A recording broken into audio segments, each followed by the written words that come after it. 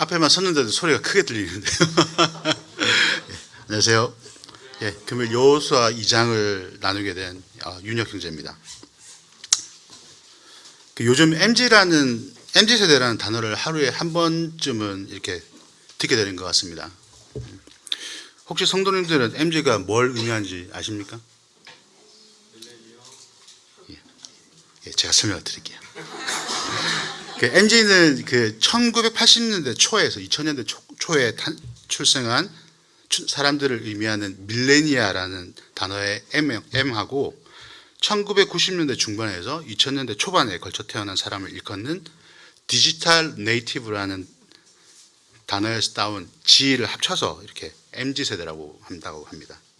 이 MZ세대를 구별짓는 특징이 몇 가지가 있는데, 뭐 디지털 환경에 익숙하다든가, 아니면 사생활을 좀 특별히 중요시 여긴다거나, 아니면 수직적 이런 관계보다는 수평적인 관계를 선호한다든가, 자신의 취향과 개성을 중요시하며 좀 더 자유로운 생각을 가지고 있다는 특징을 가지고 있다고 합니다. 저는 제너레이션 X세대인데, 제가 궁금해 좀 찾아봤는데 이 X세대는 뭔가 정확한 특징을 설명하기 모호한 세대라고 합니다. 예, 이상 TMI였습니다. 오늘 함께 나눌 이 여호수아 2장에도 이스라엘 민족의 신세대가 등장합니다. 이 모세가 죽은 후에 하나님께서 이 여호수아를 지도자로 세우셨습니다. 이 바란 광야에서 하나님의 진노로 인해 출애굽한 모든 이스라엘 사람들 중에서 20세 미만이었던 세대들만 하나님께서 예비하신 젖과 꿀이 흐르는 가나안 땅으로 들어가게 되었습니다. 이 새로운 세대는 광야 생활을 통해서 하나님이 어떠한 분이신지 충분히 경험하였고, 또 그 경험을 통해서 하나님께서 약속하신 이 가나안 땅에 대한 기대를 하고 있었을 것입니다. 그럼 오늘 여호수아 2장을 통해서 그런 새로운 세대를 통해 나타난 하나님의 모습을 한번 찾아보도록 하겠습니다. 자, 1절을 보시겠습니다. 눈의 아들 여호수아가 시딤에서 두 사람을 정탐꾼으로 보내며 이르되 가서 그 땅과 여리고를 엿보라 하며 그들이 가서 라합이라 하는 기생의 집에 들어가 거기서 유숙하더니, 시딤은 요단강에서 동편으로 10여 킬로 떨어진 곳으로 이 여호수아는 여기서 그 요단강을 건너기 전에 정탐꾼을 가나안에 보내게 됩니다. 그 첫 관문인 여리고가 나오는데, 이 여리고는 주목할 만한 특징이 몇 가지가 있습니다. 이 첫 번째 여리고는 요단강을 건넌 이스라엘 민족이 만난 첫 가나안 족속의 도시였습니다. 이 기원전 역사가에 의하면 기원전 7,000년 전부터 이곳에 성읍이 있을 정도로 참 오래된 도시였습니다. 이 여리고라는 말의 뜻은 이 종려나무 성읍 등의 의미를 가지고 있는데, 아마도 종려나무라고 불리는 대추여자가 많은 지역이었던 것 같습니다. 이 1절에 라합이라는 여인이 소개되고 있습니다. 그리고 그 여인의 수식어는 기생입니다. 이 우리말로 기생은 술집에서 손님을 접대하는 여인으로 다들 알고 계십니다. 하지만 이 기생이라는 단어는 영어로 prostitute 또는 할롯이라는 단어로 우리말로는 창녀의 의미를 가지고 있습니다. 하지만 들으시는 성도님들이 불편하지 않도록 그냥 기생이라는 칭호로 계속 쓰도록 하겠습니다. 이 여호수아가 보낸 이 두 명의 정탐꾼은 여리고에 도착하자마자 이 라합의 집에서 유숙하게 됩니다. 이 라합의 직업은 몸을 파는 일이었지만 이 유숙하였다, 영어로는 lodged라는 단어로 이 표현된 걸로 보아서 아주 순수하게 거기서 머물렀고, 아마 여리고에 대한 정보를 비밀스럽게 얻기 위한 장소로 선택할 것으로 보여집니다. 2절에 보시면 이 두 정탐꾼은 여리고에 들어오자마자 그 존재를 발각당합니다. 그리고 이 여리고 왕은 정확하게 이 정탐꾼들이 라합의 집으로 간 것을 알고 있었습니다. 이 4절과 5절에서 라합은 이 정탐꾼들을 숨기기 위해 거짓말하는 모습을 볼 수 있습니다. 이 단순히 거짓말이라는 측면에서 보면 이는 범죄라고도 볼 수 있겠지만, 이러한 행동의 근거들을 이후 구절들에서 우리는 볼 수 있습니다. 어쨌든 라합은 왕의 명을 받들어 이 정탐꾼들을 잡으러 온 사람들을 속여서 정탐꾼들이 잠시 동안 정탐꾼들 잠시 동안 숨겨지는 장면이 6절에 기록되어 있습니다. 그리고 7절에 이 추격자들이 성을 나가자 성문은 닫혔고 또 정탐꾼들은 온전히 라합에게 생명을 담보 잡힌 형상이 되었습니다. 이 9절에 보시면 라합이 취했던 말과 행동의 근거가 되는 말씀을 볼 수 있습니다. 9절 말하되 여호와께서 이 땅을 너희에게 주신 줄을 내가 아노라. 우리가 너희를 심히 두려워하고 이 땅 주민들이 다 너희 앞에서 간담이 녹나니.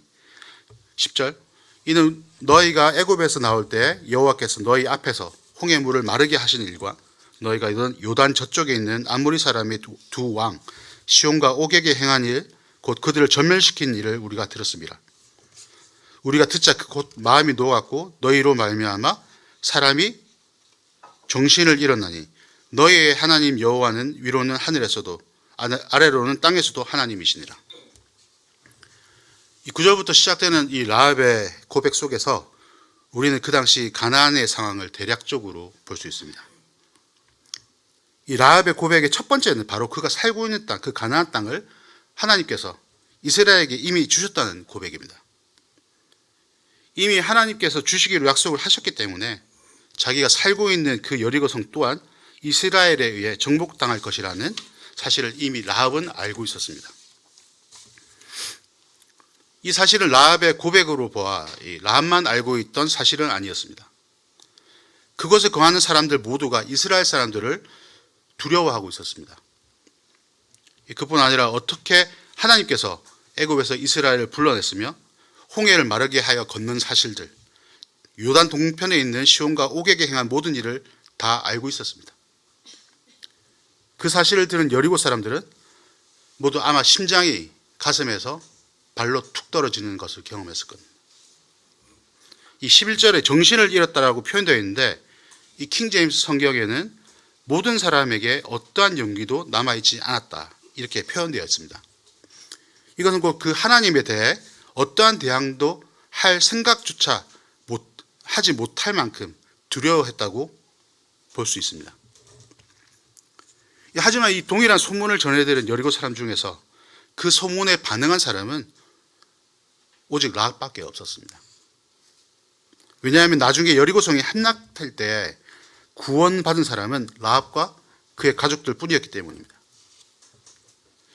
물론 라합처럼 구원의 기회를 얻지 못했다고도 볼 수 있지만 여러분이라면 이런 상황이 되면 어떻게 하시겠습니까?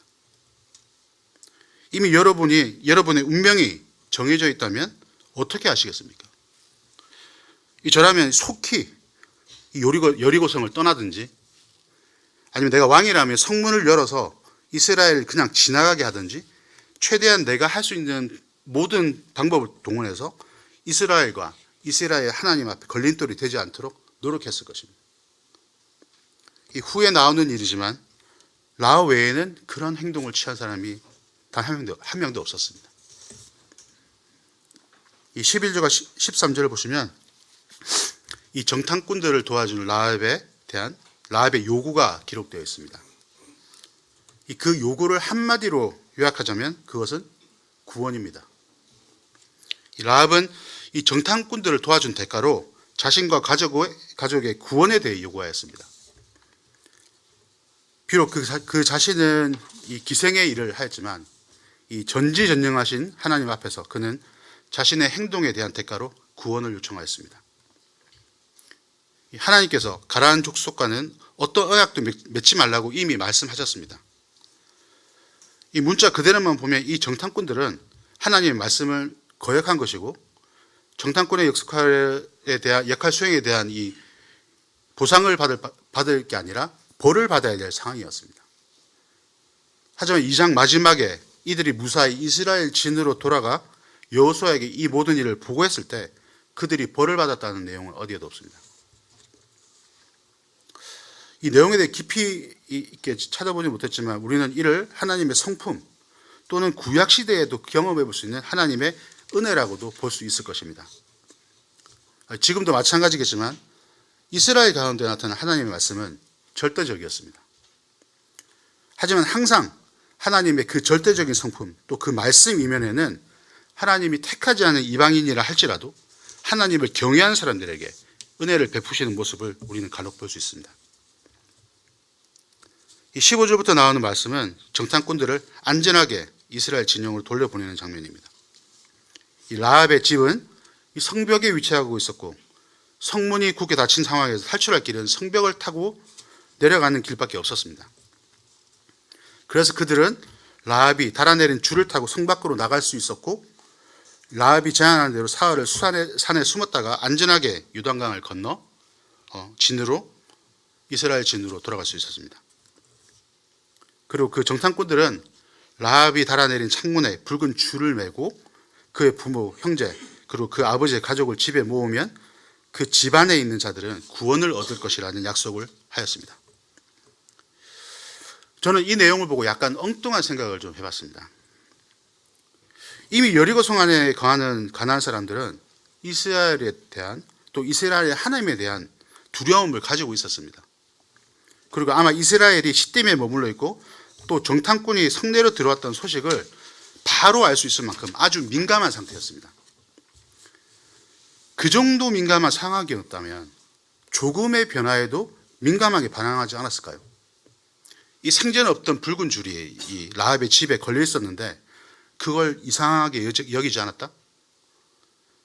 아무도 라합에게 와서 그 이유를 묻거나 하지 않았다? 물론 뭐 그런 걸 물어본 사람이 있었겠지만 만약 그런 사람이 있었다면 여리고성 정복이 쉽지는 않았거나 아니면 또 다른 뭔가가 발생하지 않았을까요? 왜 그들은 그렇게 두려워하고 벌벌 떨고 있었음에도 멸망당하고 오직 라합과 그의 가족들만 구원을 얻을 수 있었을까요? 저희 짧은 성경에 대한 견해와 깨달음이지만 저는 오늘 이 여호수아 2장의 핵심이 여기에 있다고 봅니다.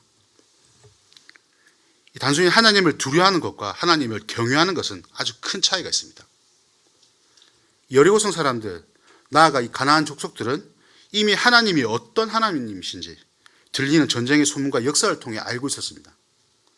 그리고 그 하나님의 인도함을 받는 이스라엘이 애굽에서 나와서 비록 40년이나 시간이 걸리긴 했지만 요단강 동편에 있는 무시무시한 이 적들을 괴멸시키고 바로 코앞에 왔다는 사실이 그들을 너무나도 두렵게 하였습니다. 하지만 그들의 두려움은 딱 거기까지입니다. 그들은 하나님을 두려워하고 무서워는 했습니다만 경외하는 마음이 없었습니다. 저는 개인적으로 이 라합이 하나님을 경외하는 사람이 아니었나 그렇게 생각합니다. 그러면 같은 이방인이었던 이 라합이 한 번도 경험해보지 못한 이 하나님을 어떻게 경외할 수 있었을까요?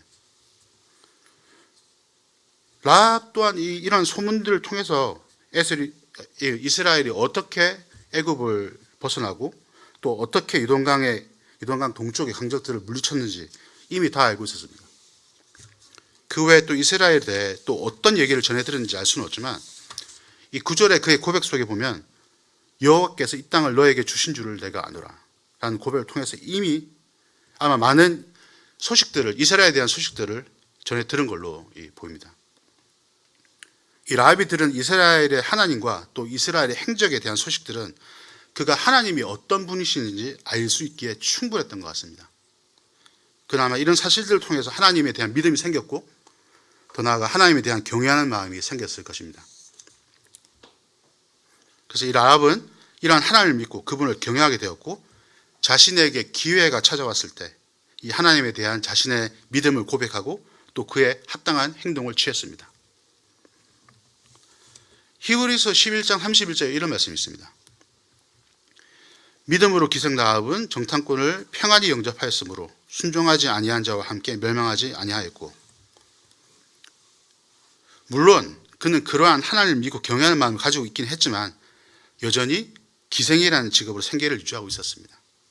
하지만 후에 그에게 놀라운 변화가 생겼습니다. 바로 이 라합이 우리 주 예수 그리스도의 이 족보에 올라왔다는 사실입니다. 다들 아시겠지만 이 라합은 다윗 왕의 고조 할아버지께 여긴 이 살문과의 사이에서 보아스를 낳고 보아스는 오벳을 낳고 오벳은 이새를 낳고 이새는 다윗 왕을 낳았습니다.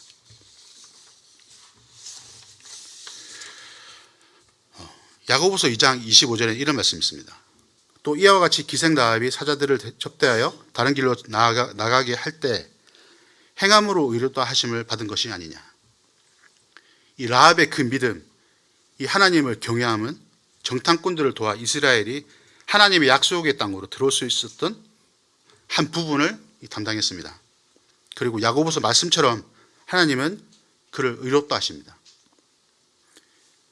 하나님을 경외하는 사람들은 그들의 삶을 통해 하나님의 살아계심이 나타나는 경우를 저는 많이 보았습니다. 성경에 등장하는 인물뿐 아니라 제 주변 분들 중에도 그러한 삶을 살고 계신 분들이 너무나 많습니다. 그분들의 삶을 통해서 하나님께서 살아계시고 역사하시며 또 그분을 믿고 경외하는 사람들의 삶을 주관하심을 저는 많이 경험해 왔습니다. 우리가 가지고 있는 믿음은 단순히 하나님을 경험하고 아는 것에서 멈추면 안 된다는 것을 말씀드리고 싶습니다. 우리의 믿음은 그분을 경외하는 데까지 이르러야 한다고 저는 생각합니다. 사실 제가 요새 이 경외라는 단어에 꽂혀 있습니다. 그래서 좀 억지스럽게 이 경외라는 단어를 좀 막 갖다 붙이는 것처럼 보이실 겁니다. 하지만 제가 왜 이런 말씀을 드리냐면 사실은 제가 좀 그렇지 못하기 때문입니다. 분명히 하나님의 말씀을 통해 저에 대하여 깊은 해결을 경험했고 또 은혜의 복음의 말씀을 받아들임으로 거듭남을 경험했습니다. 그리고 예수 그리스도를 나의 주로 시인하고 받아들였으며 내 삶을 온전히 주님께 드리고자 고백했고 또 그러한 삶을 살기 위해 끊임없이 말씀을 통한 교제 가운데서 그러한 삶을 살아왔다고 생각했습니다. 하지만 저의 그런 삶을 돌이켜봤을 때 제게 가장 중요한 게 빠진 것을 저는 깨닫게 되었습니다. 그것이 바로 이 하나님을 경외하는 삶이었던 것입니다. 저는 이게 왜 중요한지 또 생각을 하게 되었습니다. 이 가나안에 입성한 이스라엘 사람들을 보면서 한 가지 깨달은 게 있습니다.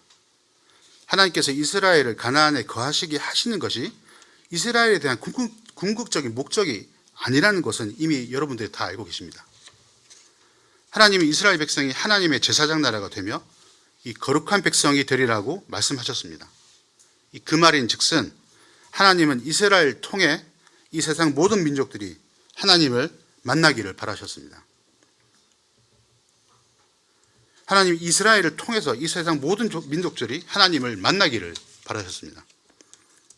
그리고 그 하나님이 어떠한 분이시며 또 그 하나님의 창조의 목적을 깨닫고 그 목적에 부합한 삶을 살기를 원하셨습니다. 이 하나님은 이스라엘이 하나님을 경외하는 나라가 되기를 원하셨습니다. 하지만 여러분, 그 제사장 나라가 되어야 할 이스라엘조차 그러한 상과는 거리가 멀었습니다. 이 실컷 애굽 노예 생활에서 건져냈더니 뭐가 먹고 싶네 하면서 불평불만해. 모세가 자리만 비우면 우상 만들어서 그게 하나님이네 하고 우여곡절 끝에 이 가나안 땅에 들어갔지만 결국 그들은 쫓겨나서 전 세계로 흩어지게 되었습니다. 이 눈에 보이는 것에 눈이 멀어서 눈에 보이지 않는 하나님을 잊어버렸습니다. 그것의 결과를 오늘날 우리는 이스라엘 상황과도 대비해 볼 수 있습니다. 오늘 우리는 라합이라는 한 여성을 통해서 그가 기생의 자리에서 어떻게 하나님의 진노에서 구원을 얻을 수 있었는지를 보았습니다. 비록 기생이라는 천한 직업을 가지고 있었지만 그는 이 들려오는 소식만으로도 하나님을 인지하였고 또 그분을 경외하는 마음을 가지게 되었습니다. 그리고 그 경외심은 이 자신뿐 아니라 이 자기 가족들을 이 멸망에서 구원을 얻게 하였고 또 나아가 우리 주님의 이 족보에 이름이 올라가는 영광을 얻기까지 하였습니다. 그리고 하나님은 그러한 그의 믿음을 의롭다 하셨습니다. 이 우리의 하나님에 대한 믿음은 이 하나님의 말씀으로부터 기인합니다. 그리고 그 믿음을 통해 우리는 하나님을 경외함을 실천할 수 있습니다. 그러기 위해서 우리는 하나님의 말씀을 읽고 또 그 안에서 하나님이 어떻게 나타나시는지를 경험함으로써 그분에 대한 경외심을 가질 수 있습니다. 이 하나님의 말씀인 성경을 통해서 우리는 그런 것들을 경험할 수 있는 것입니다.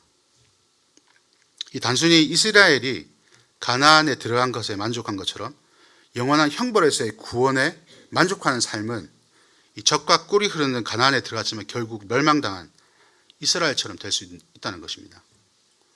이 하나님 약속 때문에 구원은 어떻지만 이 부끄러운 구원이 될 수 있는 것입니다. 네덜란드에서 태어난 포르투갈계 유대인 혈통의 철학자 스피노자는 이렇게 말했습니다. 내일 지구의 종말이 온다 할지라도 나는 오늘 한 그루의 사과나무를 심겠다. 이 제 주변에 있는 분들은 좀 난리인 분들이 있습니다. 뭐 2, 3년 안에 지구가 종말한다느니. 그리고 또 실제로도 이스라엘에서 일어난 전쟁이라든지 대만 지진이라든지 또 아랍에미레이트의 거기서 홍수가 난다든지 뭐 정신 차릴 틈이 없이 이 세계는 좀 혼란스럽기도 합니다. 실제적으로도 정말 때가 가까웠다는 그런 느낌이 좀 들긴 합니다.